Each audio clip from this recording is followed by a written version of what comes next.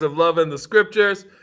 Welcome tonight to this installment, this episode of Love and the Scriptures. So good to have you with us. So good to be able to be here on tonight. As always, you're invited, ma'am. You're invited, sir, to be thought partner, conversation partner with us in this. Um, we are I'm getting, of course, the other sites, Instagram and Facebook tied in. We are in October, Pastors Appreciation Month, Clergy Appreciation Month, and tonight that's what we're actually going to be talking about. We've gone through the four pillars of love in the scriptures. um, we want to move into what a heritage celebration, or at least an acknowledgement, celebration acknowledgement of what this month is about, and that is Pastor Appreciation Month. And I know somebody's going to say, but this month is Breast Cancer Awareness Month. And this month is, somebody will say, from September 15th to October 15th, that this is Hispanic Heritage Month. And I'll say yes to both of those things, that is true. And maybe I will say a word about Hispanic Latin American Heritage Month. In terms of breast cancer awareness, a couple of things, let me say. Number one, I'm pouring my drink into my cup. That's what I'm looking at over. It's green tea in my drink. I'm still in my classroom. My drink is green tea. Thank you, ma'am. Thank you, sir. And so I'm getting that set up. One, I think Breast Cancer Awareness Month gets plenty of attention. And so necessarily what I, from my corner of the universe, is not necessary for me to give attention also, because I believe it receives plenty enough attention, especially when I noticed several years ago that the NFL, that sports leagues, that athletic leagues, professional athletic leagues actually have taken up to do um,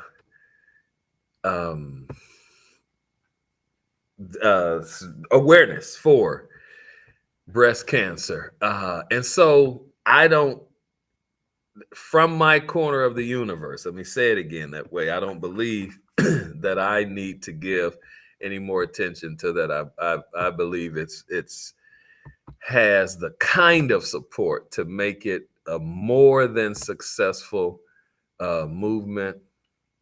And so and then I have some other thoughts too that I actually won't share about breast cancer awareness and all of the support and all of the stuff that's surrounding it. If you are interested in hearing that, or want to know what my of the other things that I would say about that are, then you can message me. You can, by some other means, like message me or whatever, and we can talk about that. I don't mind discussing it in that way. Of course, too. I mean, if somebody here and wants to talk about it in a live way, then we can do that too. But I'll only discuss it in a live way, on a live forum this way, if somebody asks for it. All right, Sister Portia, hello there. I'm reaching right over here to this, and we're going to start our discussion today on Pastors Appreciation Month. And I invite you, ma'am, I invite you, sir, come be a thought partner, come be a conversation partner with me tonight on this Love in the Scriptures discussion for Pastors Appreciation Month. I'm getting an indication that I need to start one of my devices. Don't understand what's happening there. Don't understand. This technology stuff, y'all. Pray with a brother. You know you got to pray with me on this technology stuff. I always need the prayers. I always need them. I always need them. All right. And so, Pastors Appreciation Month. One of the things that I have to say as I'm starting this discussion, I'm reaching for this phone. The first thing I have to say as I'm starting this discussion is that it is only when I was pastoring in Kansas that I even learned about Pastors Appreciation Month. One of the reasons that is true is because it has not been that very long that it has been a national observance, national celebration. And so what I'm finding is that in white circles, white Christian circles, that Pastors Appreciation is known and is celebrated, and people know about it. But in African American church circles, not so much. It's not really known in our churches and in our circles. And so, of course, for me, what is important for me then is to do my due diligence to make an awareness, talk about awareness of October as Pastors Appreciation Month. There are, I think, and I have to be honest, I try to be as honest as I can be with us. There are two reasons that I see myself or see it important for me to actually announce and even promote Pastoral Appreciation Month. One of those reasons it's professional. The other reason is very personal. On the professional side, what is true is that I believe that to too serious of a degree that pastoring and that ministry is a thankless job. What do I mean by that? A thankless job in the sense that for what ministry requires and for what ministers do, the level of appreciation and or thankfulness that people have for it, I believe, is at a critical, absolute minimum. Even to the place where people expect certain things from their pastors, from their ministry leaders, and in that expectation, even in a sense of an entitlement, that you got to do this, you're supposed to do this, you're expected to do this. That people, in having received, are not reciprocating thankfulness and appreciation for what they receive. I wonder if I will talk about, because there are stories that can be told to give evidence to what I'm actually saying. But I wondered if I was going to And I guess I have to do the full sweep of it, because I intend to talk about the shortcomings and the way that pastors and ministry leaders grossly abuse, misuse, and the negative aspect that actually comes from ministers and ministry to people. I intend to mention that in these next couple this week, next week, that we actually do talk. And so I guess I have to give the full sweep on the whole full sweep on how it goes. When I'm looking up dates, and I told you I've adjusted my seating here in my classroom so I can actually use this smart board up here to present information while the show is going on.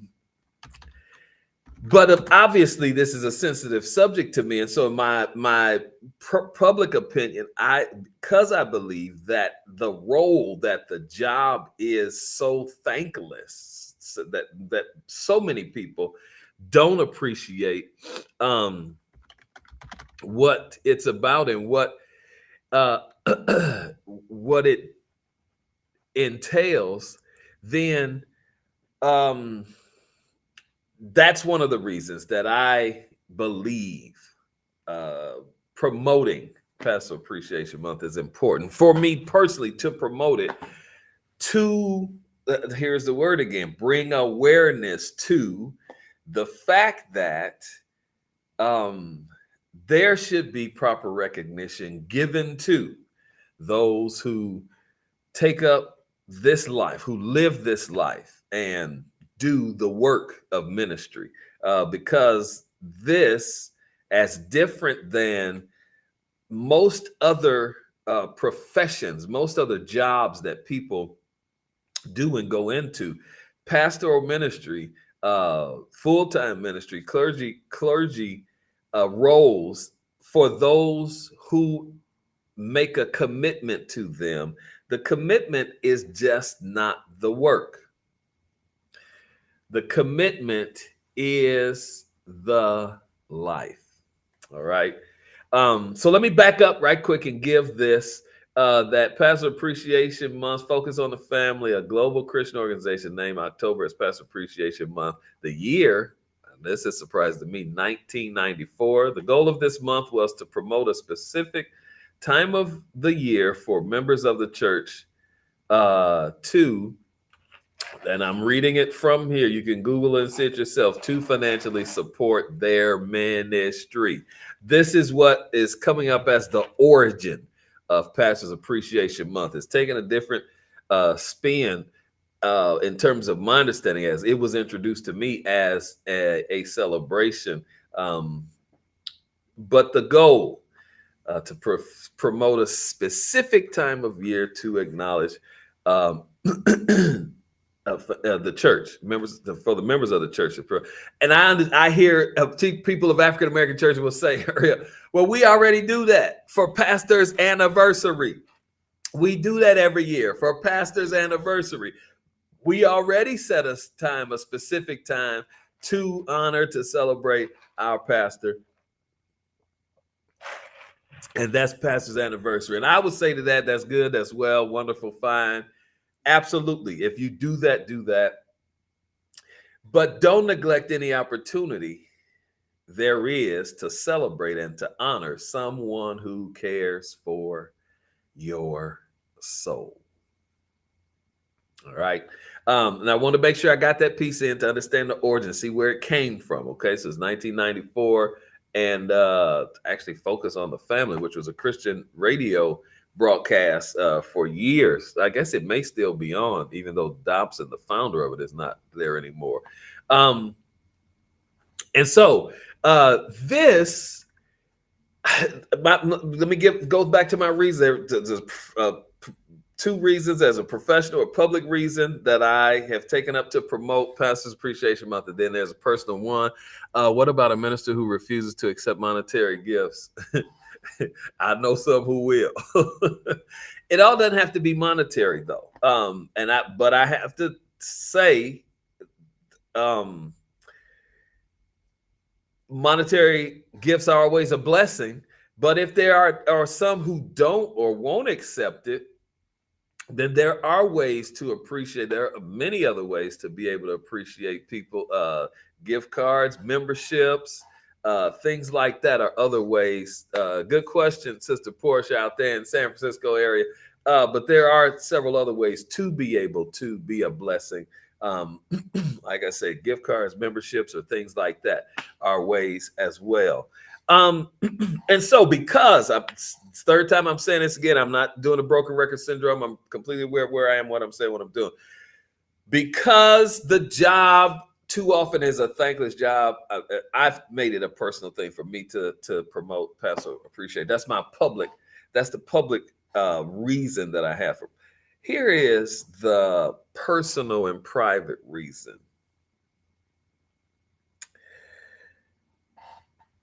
And y'all judge me however you will. I'm not one of those people who say don't judge me. To reserve your judgment. I'm not that kind of person. I'm a public figure. I teach in a public high school. My day job teaching in a public high school, and I am a pastor of a church. I'm a professional person. I'm a person who has two professions that interface with the public. Okay, and so. I'm in everybody's face on a day-to-day basis, Monday through Friday here at school, and then on Sundays at church. I'm a public figure. So I'm not one of them people that say don't judge me. I say the opposite. I say do judge me, because what I do as a minister, again, the calling is a life calling. The calling to pastor, the minister, is not just work. Our life, and that's what I started saying a minute ago, how different we are from other professions is because we give our lives to the work that we do. And so the calling, when God calls you to ministry, he doesn't just call you to work. He calls you for your life. He wants your whole life, okay, when you come to this work. And so that's a difference than other jobs. Hey, my friend. Hey, Miss D, Tess McGregor, Dvorak, there in South Haven, Kansas. So good to see you. Good to have you with us on here. And so, guys, it's not just, and you can tell the difference from ministers, from pastors, from people in ministry who just see it as work rather than their lives. You can tell a difference in people who ministry for them is not about having given their lives in the service of the Lord. You can tell the difference. But the call is not just to the work. God calls us to give our lives again. When we're saved, we give our lives to him. But when you are called into ministry, that's giving your life another time to the Lord as well. And so in this, it becomes so deeply personal to me, because as someone who has given his life to ministry, that means, yes, the spiritual aspect of me giving it to the Lord, but then the aspect of me taking the next step to be trained. I don't know how many years I spent in school and Bible college and then seminary, because all of the work I did in that regard, several different types of schools. I know how much money I've spent, okay? And all of that goes into the aspects, the time that I've spent to study and to train myself, the money that has gone into developing myself professionally. People, as you minister to them, don't realize just how much, and I'm telling you all, this is personal. I'm giving my personal reason for why I promote and publicly support Pastor Appreciation Month, because of the way I have invested in preparing myself. When people don't recognize what I bring, That's not a good feeling. When you have people at whatever level in your church or that you're ministering to who challenge you in a way where they think they know more than you, where they think that they could do your job better than you, that they challenge you in ways um, they challenge you in ways where they're not even qualified to stand before you. And I know how that sounds. That's why I said to you, I'm giving my personal opinion, and I'm saying, do judge me. Tell me what you think about what I'm saying. I'm not the guy who says don't judge me. Tell me how what I'm saying is falling on your ears. When you have that experience where the person comes up in your face and call you out on something you may have said or decision you have made, when you have years, when you have tears, when you have blood, when you have mud, when you have sweat, and almost have regret for all of the training and experience that you've gone through, and they come up to you wagging their finger in your face and calling your decision, which in effect is calling your integrity into question, that is not a good look. And so I promote Pastor Appreciation Month because for those who have prepared themselves, for those who have given themselves and give themselves to this ministry, they need support that cannot come from the other side of the pulpit. There has to be support in the fraternity. And I ain't talking about worldly fraternities. I'm talking about fraternity in the sense of being in the group who has the same call. There has to be support that comes to us from us. And so I'm an ardent supporter. I'm a stalwart for supporting Pastoral Appreciation Month because my colleagues who are in this ministry, my yoke fellows, my sister and brother proclaimers, all of us have, I think, or at least let me say it this way, I have the responsibility to support them in their call because I understand what being called and what being in the work is.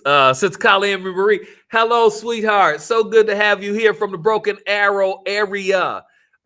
She says that part right there is what giving your life looks like. Talk to me. The level of investment, time, money, and tears. Absolutely true. Yes, indeed. And again, I have to say it. Let me say it this way, that members look at degrees. You know, if you got a degree on the wall, and especially when it comes to calling a pastor, they look at degrees and they look at that kind of thing, but don't understand that that degree, oh boy, has a pound of human flesh that is actually attached to it.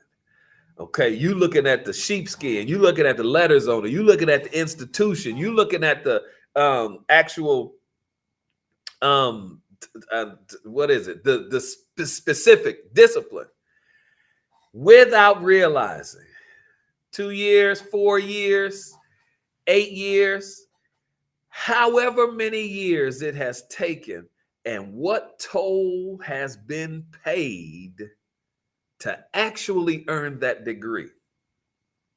People don't realize that when I come to pray for you, I bring 8 years of experience with God. I bring 8 years of classroom training. I bring 8 years of bantering back and forth with professors, and I bring 8 years of having written papers.